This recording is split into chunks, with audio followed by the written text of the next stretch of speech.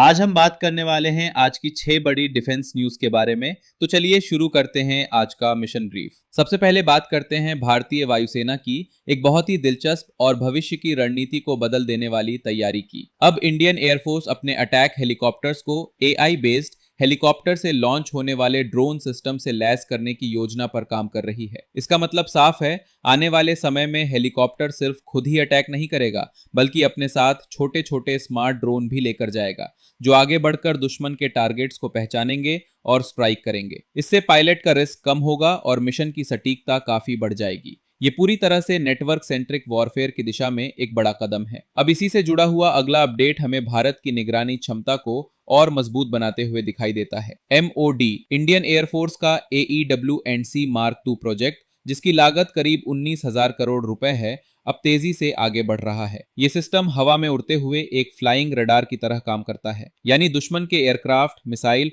और मूवमेंट को काफी दूर से ट्रैक कर सकता है। मार्क 2 वर्जन पहले से कहीं ज्यादा एडवांस होगा, जिसमें 360 डिग्री कवरेज और बेहतर ट्रैकिंग क्षमता मिलेगी। खास बात यह है कि इसमें भारतीय इंडस्ट्री की भागीदारी भी बढ़ाई जा रही है, जिससे मेक इन इंडिया को भी मजबूती मिलेगी। अब बात करते हैं उस डील की जिसका इंतजार काफी समय से किया जा रहा था, MRFA यानी multi role fighter aircraft program. Bharat अब 114 नए फाइटर जेट्स की खरीद को तेजी से आगे बढ़ा रहा है, जिसकी कुल लागत करीब 3.25 लाख करोड़ रुपए बताई जा रही है। लेकिन ये सिर्फ खरीद नहीं है, ये एक स्ट्रेटेजिक बदलाव है। इस प्रोग्राम में बड़े पैमाने पर टेक्नोलॉजी ट्रांसफर और देश में मैन्युफैक्चरिंग पर फोकस किया जा रहा है, यानी भविष्य में भारत सिर्फ यूजर नहीं बल्कि फाइटर जेट मैन्युफैक्चरिंग हब भी बन सकता है। इसी बीच ट्रांसपोर्ट एयरक्राफ्ट से जुड़ी एक और बड़ी खबर सामने आई है। एयरबस ने भारत के MTA प्रोग्राम के लिए A400M एयरक्राफ्ट ऑफर किया है, लेकिन सिर्फ ट्रांसपोर्ट तक ही सीमित नहीं। एयरबस इस प्लेटफॉर्म को मदरशिप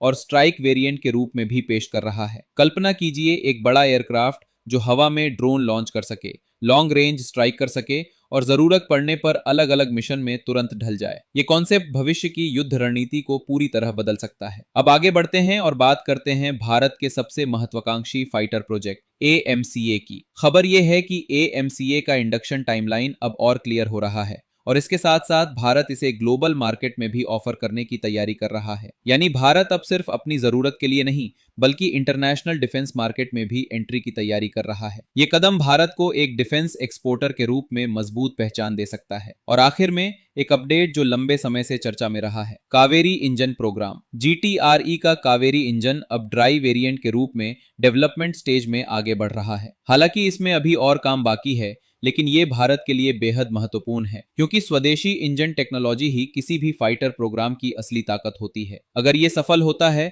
तो भारत की डिपेंडेंसी विदेशी इंजनों पर काफी कम हो सकती है। तो कुल मिलाकर आज की ये सभी खबरें एक ही दिशा की तरफ इशारा करती हैं। भारत तेजी से अपनी एयर पावर, टेक्नोलॉजी और इंडिजिनस कैपेबिलिटी को मजबूत कर रहा है। आने वाले सालों में इसका असर सिर्फ हमारी सुरक्षा पर नहीं बल्कि ग्लोबल डिफेंस बैलेंस पर भी देखने को मिलेगा। अगर आपको ऐसे ही डिफेंस अपडेट्स आसान और क्लियर तरीके से चाहिए तो वीडियो को लाइक करें, कमेंट में बताएं आपका क्या ओपिनियन है और चैनल को जरूर शेयर करें। मैं मिलूंगा आपसे अगले मिशन ब्रीफ में।